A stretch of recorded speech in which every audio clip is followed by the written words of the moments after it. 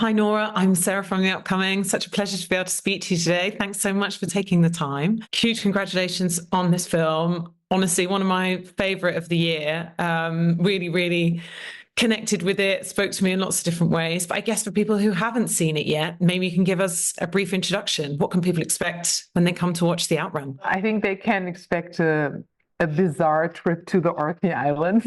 The film is quite a journey. It tells the story about Rona, who's a recovering alcoholic, and she comes back to the Orkney Islands where she grew up and where she ran away from, basically, and never wanted to be back. And that's where we start with her. And throughout the film, we learn, about her past in London and how things went down. And yeah, we witness her reconnection with her home and her story of healing and recovery. And maybe you can tell us a bit about how the project came about. When did you first have your hands on Amy Liptrop's memoir?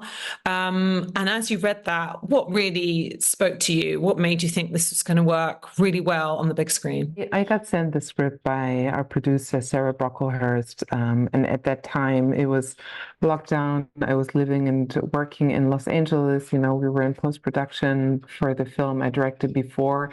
And it was a bizarre time because I was, stranded in LA. I was very homesick to Europe. I felt very isolated being in this massive city. And then I read Amy's memoir, and it was such a beautiful and brutally honest, and sometimes disturbing, but also really beautiful experience of, getting to know these islands on the edge of Europe. And I think that's what spoke to me, her honesty, the beauty of how she describes nature, the nerdiness of her character, a woman who spends 2 winters by herself on a tiny cottage on a tiny island and then chats with astronauts.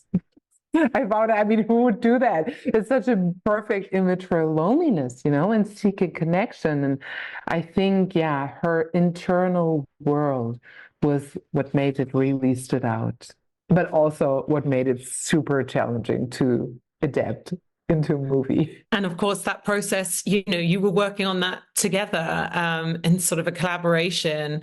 And obviously some changes were made, even the name to Rona instead of Amy, which I guess maybe just puts that little bit of distance for her when she was writing, and also for you in lots of ways, because I guess this is part non-fiction, but also partly a fictionalized version of this character. So maybe you can talk through that process and why some of those decisions were made. Yeah, I think that is the very first thing we did, even before starting to write or starting to structure the film, is okay, let's find a name. Not just for Amy and I, but also for Saoirse. That the 3 of us, we met together in a Zoom, transcontinental Zoom, and Amy was suggesting names, and that was a very starting point because we all needed some healthy distance, because it wasn't supposed to be like, Saoirse wasn't supposed to play an imitation of Amy, and we weren't doing a documentary about her life. We needed to create something that still works as a fiction film, but that the core is very, very true to her story, her book, her life, her experiences. And then Amy suggested a couple of names, and one of them was Rona. It's a Scottish name, and it's also the name of an island behind the horizon when you sit on the Outrun. And you look towards the ocean, there's a tiny island. And then we thought, okay, Saoirse Ronan, Rona, and Nora, it's an anagram of Rona in a way. So it felt like, yeah, let's kind of merge together and create this character that contains some parts of all of the 3 of us. And in terms of the way you've approached the material, we actually spoke years ago, I'm sure you wouldn't remember, at the Berlinale for System Crasher, also my favorite of films. And I wondered if this film in a way shares some DNA with that one, where you kind of got this sort of hybrid in a way of, sometimes you feel like you're watching something that could be a documentary, but of course then we're in a kind of a fictionalized world. And there's also a lot, there's sort of really visceral moments and quite dark moments in this film, but there's others that are very poetic. So you're kind of bringing together lots of different elements. So what was your approach in that sense? And how did you want to sort of capture the feeling of being in Rona's shoes? I think, yeah, you're right. The similarity between the two movies is also that the main characters are their own antagonists. There is a pretty self-destructive force in both of them. It's like Rhoda being a tamed but grown-up version of Benny in a way. I think that's just where I find human conflict gets really interesting, when it's not, oh, it's the good hero fighting the bad villain. I think reality is way more complicated. We're often our hardest critics or our biggest enemies ourselves. And we approached it in many different ways. I think visually we thought, okay, let's definitely make sure we are in Rona's shoes all the time. So when she's in Orkney, she doesn't want to be there. Orkney kind of looks gray and blue and bland and somehow dull, whereas her memory of London, where she wants to be, is bright and colorful and vivid and moving. And the more the story progresses and she comes to terms with her past and what has really happened, her memories of London become more broken somehow, and they fall apart, and they become more ugly. And as she opens up to perceive the beauty of the nature of Orkney, the picture also opens up and the soundscape opens up and the colors become more vibrant. And all of a sudden there is like this crossover. And then of course we have the nerd layer, which is her complete internal world, which is somehow anarchic. It does whatever it wants. It has animation or found footage or photography or it's like archive material. We thought, Amy's brain is so boundaryless. We have to find a visual translation for that. And I guess even in the way that you're depicting sort of mental health struggles, the way you're depicting addiction, it's also not sort of a linear thing. And I like the fact that it sort of captures something of the messiness of it. Sometimes when she is in London, it does look quite fun. And then there's that euphoria of sort of letting yourself loose. And like you say, some of those moments when she's on her own, or she goes into the shop, oh, wouldn't it be nice just to have a glass of wine? So it's really kind of not showing it just as this clear cut, good and bad. And, it's that journey from something negative to something positive, but it's actually much more mixed up than that. So do you think that was also very crucial to understanding, that both the good and bad sides of all of these different parts of the journey? I think so, yeah, because it's important to understand how an addiction can start. It's not like somebody chooses to become an alcoholic and then is messy right away. It's like alcohol is a very fun drug, to start with, and it loosens people up and it, makes them less anxious. And there is a lot of fun with it. Some people just can't handle it. And yeah, even the mental illness of her dad, he always said that to a certain degree, the manic phases are very fun. And even Amy said, when her father was bipolar, when a manic phase started, she said it's sometimes very fun to be around him, It then gets out of control. So there is also a very close connection between his mental illness and her addiction, I think. And I haven't even mentioned Saoirse Ronan yet. You were talking about that, how she kind of came on board right from the beginning. And then she was also a producer on this project. And what a performance. Arguably her best. I don't know. Obviously she's an incredible actress, done so many great movies, but there's something about the way she plays this character. It's just so committed, and she just finds every corner of it and makes it feel so authentic, both, like we say, the highs and also the really, difficult lows. So what was it like having her both as a collaborator and seeing this performance come alive in front of your eyes? A pretty magical experience. And to be honest, Saoirse wasn't attached from the very beginning. I'm not sure if I would have dared to start the adaptation process, because when I read Amy's book, I was like, oh, this is so internal. How on earth are we going to translate that into? It's like an essay collection of diary writing, and sometimes time layers jump, and then half the film she's alone on a tiny island. And then but I read the book with Saoirse in mind.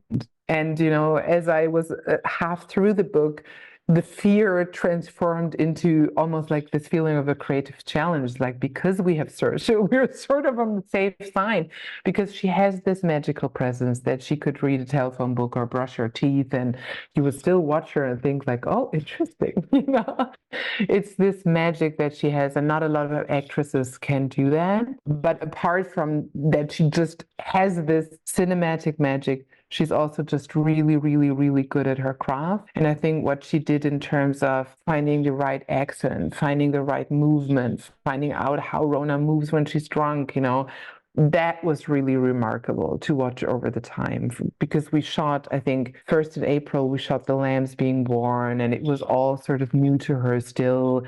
And then we had a second shoot in June when the birds were nesting, and she was already sort of more in the character. And then our main shoot started in July, August, and she was just so prepared and barely ever on set hit the wrong note. It was sometimes we have 9 takes and they're all different, but they're all true and amazing, and that, of course, makes my life very easy and my work really easy, because then my job really is to just provide space, freedom, and time for her to do her magic, and make sure, that I push enough when it has to be extreme, but the rest is just watching somebody, being just perfect at what they do. And in terms of some of those scenes, I mean, which perhaps do you think were the most challenging, I guess for you collectively as a creative team, but also particularly for Saoirse? I mean, maybe perhaps when she's having that kind of downward spiral in some of the London sections.